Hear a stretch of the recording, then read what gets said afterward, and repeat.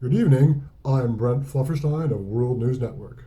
This evening, I'm joined by Garver Van Iron with sports and Fedoric Valentine with entertainment. The people of Denmark have spoken. After 9 continuous days of protest in that country's capital, in which the citizens banged pots and pans non-stop, the government has backed down on their mandatory vaccination program. Meanwhile, a new Danish study has come out that shows the difference between wearing a mask and not wearing a mask is rather negligible. On a personal note, I find wearing a mask to be rather helpful.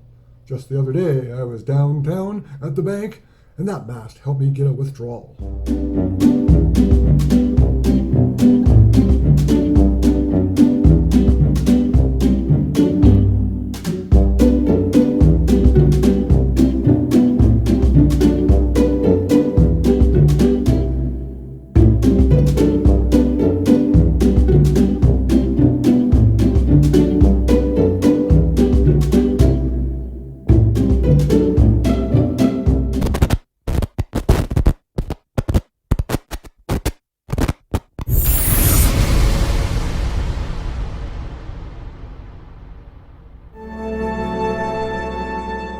This just in. The city of Regina in Saskatchewan has implemented a site in which people who do not comply with COVID lockdown restriction orders will be maintained, detained indefinitely, as well as being fined.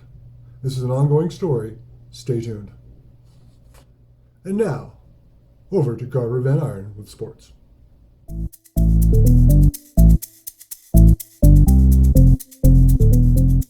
Oi, thanks, Brent. I'm Garver Van Iron with the sports, eh? I'm just going to tell you right straight up, it's gone to shite with the COVID stupidity. You've got the fighters wearing masks at the weigh-ins, and then when they're fighting, there's no mask. Sweating and spitting and hitting and punching and hugging, eh? You've got take a knee, don't take a knee, Black Lives Matter. I tell you what, right now, it's all bullshit. All lives matter. All sports matter. Back to you, Brett.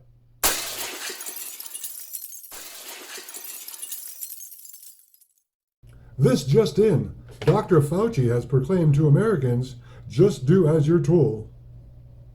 While across America, people are rejoicing with the new hunting permits being allowed.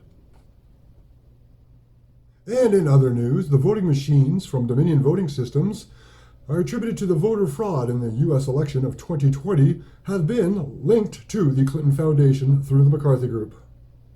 This story is ongoing and is developing. Stay tuned.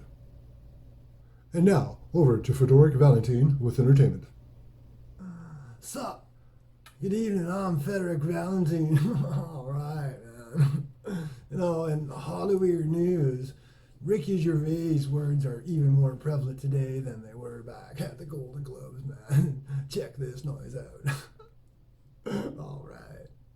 And don't you know, man, Dirty Harry's got something to say about it too. All right, check this out.